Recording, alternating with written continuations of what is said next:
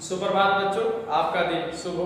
आइए बच्चों, आज की जो हमारा वीडियो है वह 6 क्लास का बनाया गया है, जो कि हमारा अतीत इतिहास विषय का पहला अध्याय है, हमारा अतीत। तो इसमें आज हम जानेंगे पांडुलिपि से इतिहास कैसे जाने। तो पांडुलिपि क्या होती है?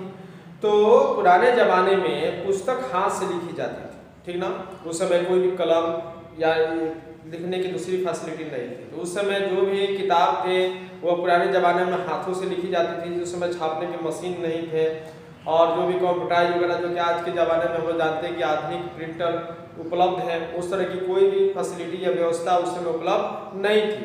तो उस समय जो भी चीज़ लिखी जाती थी वह हाथों के हथकंडे से, हथकंडे मतलब एक प्रकार की लकड़ी होती थी, उसी से जो है स्याही बनाकर हाथों से लिखी जाती थी। और पांडुलिपि को अंग्रेजों ने मैन्यूस्क्रिप्ट कहते हैं। यूनानी अथवा लैटिन शब्द मेन्यू से मैन्यूस्क्रिप्ट शब्द बना है। मेन्यू का अर्थ हाथ होता है। इस तरह हाथ से लिखी लिपि को पांडुलिपि कहते हैं। तारपत्र एवं हिमालय पर्वत के क्षेत्रों में पाए जाने वाले कुछ विशेष प्रकार के पेड़ों के छाल पर लिखने का काम किया जाता था। इन पांडुलिपि से प्राचीन काल के शासक, समाज, धर्म आदि जानकारियाँ होती हैं। महाभारत, रामायण और कौटिल्य द्वारा लिखित अर्थशास्त्र की पांडुलिपियाँ संस्कृत भाषा में मिली है। पाली भाषा में लिखित पांडुलिपियाँ से बौद्ध धर्म के बारे में जानकारियाँ होती हैं। प्राकृतिक भाषा में जो पांडुलिपि पाई गई हैं उनमें जैन धर्म को जानकारी होती है। तमिल और कन्नड़ भाषाओं के जो पांडुलिपियाँ पाई गई हैं उनमें उनसे दक्षिण भारत में के इतिहास की जानकारियाँ होती है। लिखने के लिए किसी न किसी लिपि का प्रयोग किया जाता है। लिपियाँ अक्षरों अथवा संकेतों में बनी होती है।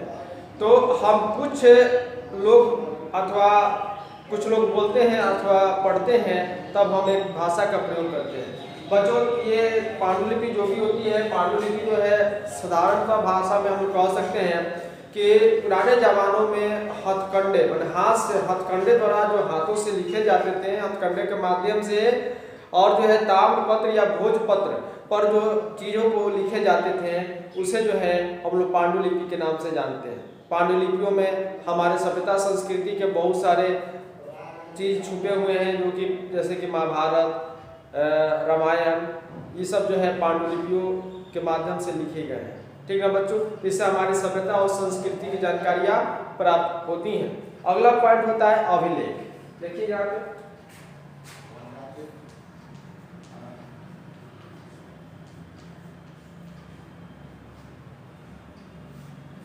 अभिलेख, अभिलेख के बारे में आप लोग को हम बता देना चाहते हैं बच्चों कि अभिलेख को अंग्रेजी में इंस्क्रिप्शन कहते हैं। पत्थर, तारपत्र, कांस्यपत्र, दीवार आदि पर खुदे हुए लेख को अभिलेख कहते हैं।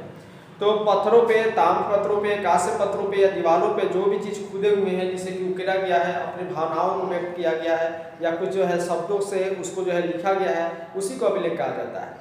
तो वह यह जो होता है रेट्स अथवा आदेश होता था, यह काफ़ी दिनों तक नष्ट नहीं होता था। अभिलेख बंगाल में बंगाली भाषा में, चेन्नई में तमिल में, आंध्र प्रदेश में तमिल में, कर्नाटक में कन्नड़ में और कई क्षेत्रों में संस्कृत अथवा स्थानीय भाषा में लिखा रहता है। राजा अपने आदेशों को किसी ठोस प्लेटों या वस्तुओं पर जो है उकेरने का कार्य करता था, इसी को अभिलेख कहते हैं।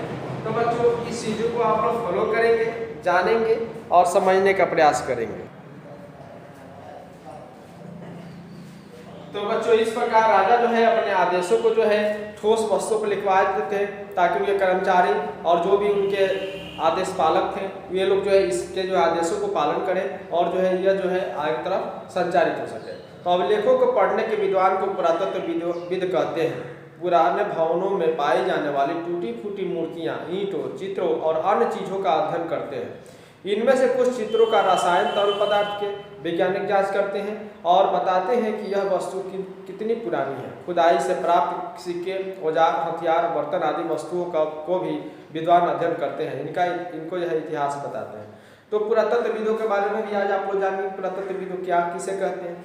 3 चीज़ों के बारे में आपको बताया है। पहला जो है पांडुलिपि के इतिहास के बारे में बताया है, दूसरा है अभिलेख के बारे में बताया है, और एक है पुरातत्वविद के बारे में आप लोगों को आज बताया गया।